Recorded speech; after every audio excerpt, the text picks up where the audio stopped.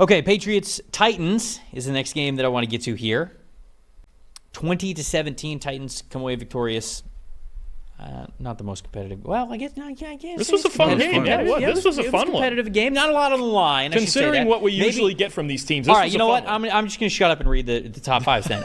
Let's talk about the Tennessee Titans top 5 players because they won the game. All due respect from whatever garbage that I was just about to say. Linebacker Jack Gibbons, very top of this list with an 85.4. Safety Monty Hooker with an 83.7. Defensive tackle Jeffrey Simmons with a 74.8. Running back Tony Pollard 73.4. Linebacker Kenneth Murray 73.4 as well. And then Mason Rudolph in this game a 71.8. On the other side of things for the New England Patriots, Daniel Akule with an 84.4 overall grade. Linebacker Jelani Tavai with an 80.8. Linebacker Sione Takitaki with a 76.6. Edge rusher Dietrich Wise with a 75.5. And then running back Ramondre Stevenson rounding it out with a 71.5. Quarterback Drake May in this game with a 66.0.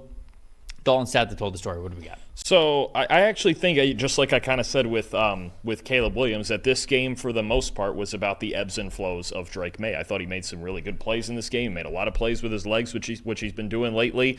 2 big-time throws in this game. The game-tying touchdown, which was just absolutely insane, right? I mean, just finding a way to make a play with a short pass rush and just getting down, just find any way we can to tie this ball game, right? But also 4 turnover-worthy plays.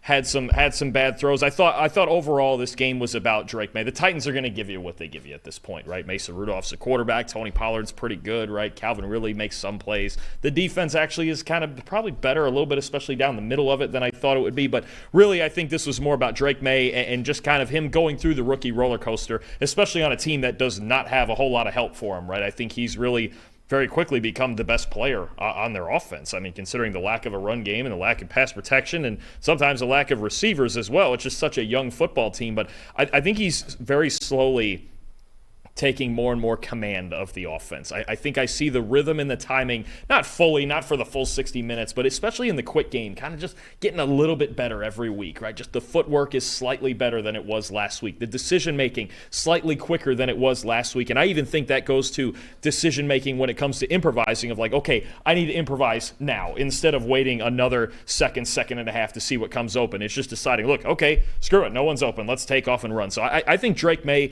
is slowly improving, considering especially the situation he's dealing with. And I think the fact that New England lost this game, kind of fitting of almost the way the game went between the crazy game-tying touchdown and then the game-ending interception, which oh man, it's funny. I'd be curious to see your angle on this throw because I understood what he was looking at, but it just wasn't quite there. And you're asking for it would have been one of the best throws of the season had he made it. But I got what he was looking at. Maybe it was a hair late or a hair short, but I understood it. I think more than anything for New England, right? Because this season's about Drake May and just the development, right? Mm-hmm. I think actually this game is fantastic teach tape, even though they lost it, because there's a ton of things he did right, and there's a ton of things he can still get better at. And I think we're seeing that gradual improvement week in and week out. And the throw to score at the end of regulation was awesome, right? I mean, it was just like improvisation and running around, and even the throw, like he's getting hit. He pretty much says, okay, I have now run out of time. I've got to give my guy a chance. He gives his guy a chance, and it ties the games and takes us to overtime. So I really like that as well from Drake. While Seth is kind of looking that up, I do want to talk about the Patriots run game because ultimately it's a game against 2 teams that aren't really great on either side of the ball, right? I mean, I don't think that I'm breaking any news saying that. And if the Pats are going to win this season, sure, it's going to be with Drake May, but they also have to run the ball. And I would say the floor for how they run the ball has to be a lot higher than it was yesterday. Ramondre Stevenson in this game, 1.6 yards per carry average. He had 10 carries for 16 yards. And the Patriots run blocking as a team up front, 31.6 blocking grade as a team. That's just, it's never going to get it done. It's not going to get it done against the Tennessee Titans, who are not a very good football team, and it's not going to get it done against anybody. So, to me, that is simply the stat that told the story. We've talked about how bad the Patriots' offensive line is. It's going to be the reason why they continue to lose games throughout the rest of this season. It's just a matter of whether or not they will get the number 1 overall pick, which I believe, if the draft were to end, if the draft were to be this weekend, they would have the number 1 overall pick. Most impressive for me in this one is Tony Pollard. 95 of his 128 rushing yards in this game came after contact. He had 3 explosive runs. So again, like, this is a tale of, hey, 2 not very good football teams, not great passing offenses. Who could run the ball better? Well, the Tennessee Titans very clearly ran the ball better than the New England Patriots. And then my most disappointing, I'll just rattle them off here before we kind of get to yours, Dalton. Christian Gonzalez. In this game, targeted 3 times, gave up 3 catches, 51 yards, 3 first downs allowed, 45.9 coverage grade. I mean, you just straight up expect better from one of your most talented defensive players, maybe the most talented defensive player that you have there in Christian Gonzalez. So, that's what I got. Your most impressive, most disappointing. Most disappointing is definitely the run game, like you mentioned. If I'm Drake May, I mean, he's not going to say it out loud because he's not trying to ruffle any feathers. But I'm like, man, help me out, help me out more than I think it was 15 total yards from their running backs, or 15 rushing yards from their running backs in this game. And most impressive, a part of it is, New England struggles to block. But I'll tell you what. These Titans linebackers, Jack Gibbons and Kenneth Murray, this game might have been the best that I've ever seen Kenneth Murray fill in gaps and getting to the football, right? It was a major struggle with the Chargers.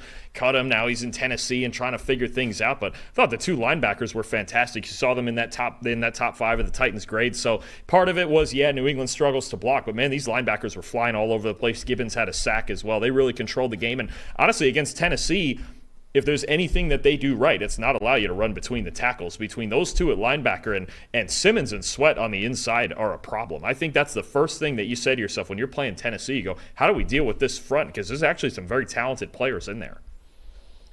Did you watch you play yet, Seth? My internet's down. Hold on, I'm getting to it. That's exactly from memory. what we want to hear. I think this is where Drake made, I think it's a good kind of microcosm of what Drake May is right now, and where I do think there's been such really good stuff about, like you said, timing and stuff. It's been really refreshing to watch him do that. I think, like I said, I'm doing this from memory, but I believe he just thought on the last play that he could beat the safety with the ball. Yep. And the safety kind of turns, I don't know if you remember, turned back, or whether he gets deeper and he intercepts the post route, or it creates a 2-on-1 for the defense. But that's what you're going to get once in a while. And I think that's fine. That's fine. We're good. We're good. If we're creating positive plays on most plays, and which is what he's been doing, and then we cut down on some of the I wouldn't even call this boneheaded. This is just believing in himself too much, probably, and still not learning how fast people are in the NFL. Then we're going to have a really good quarterback, and I think we are going to have a really good quarterback. It's a throw at North Carolina. He probably completes, right? You don't have an NFL type safety flying by there. So I think there is a lot for him to learn from this game, even in a loss. I think the Patriots should feel good about what they've seen so far. Any other takes here on this game before we move on? Quick thing, if I want to jump back to the Cardinals real quick, our friend Gordon just said Tom Pelissero reporting that Denver is trading Baron Browning, the edge rusher, to Arizona. A little bit more on defense there for the Cardinals. I like it. I don't mind that. I do like that. I think there's something there with Baron Browning, and that's a flyer that I would absolutely take on, because I felt like he was going to do more in Denver's defense. They seem to be doing pretty well without him being a major contributor, and the Cardinals are one of those teams that, they basically at this point have to take a ton of flyers, because Dennis Gardick is down, and Darius Robinson isn't really a speed rusher. I know he's been hurt throughout the early parts of the season as well. So it's you really got to figure out if you can get something at edge rusher, because that's a major need for them going into the draft and into the offseason. So I like that they're accelerating that a little bit here. And then obviously with them being at first place in the division, put your foot on the gas. If you said that they got a chance to win this division, you said it's wide open. So why not go out and get a pass rusher who I think can be playing well than he currently is in his current situation. Dalton, so I do like that. Dalton is hedging his bets and just saying that every team has a chance to win any division Don't spoil him. That's all how 32 you're trying to survive. I can't stump for all 32 teams. I can stump for the NFC West, but not the whole league. The thing we all got to remember is that the Carolina Panthers haven't been eliminated yet from playoff contention. No, they have not. They're 1-0 in the last 24 hours. Until the math says you're out of it, you're not out of it. See, that's why PFF pays you the big bucks. I need all my models on the wall. It's right just behind those me. kinds of analytics right there. Yeah. You're not out of it until you're out of it.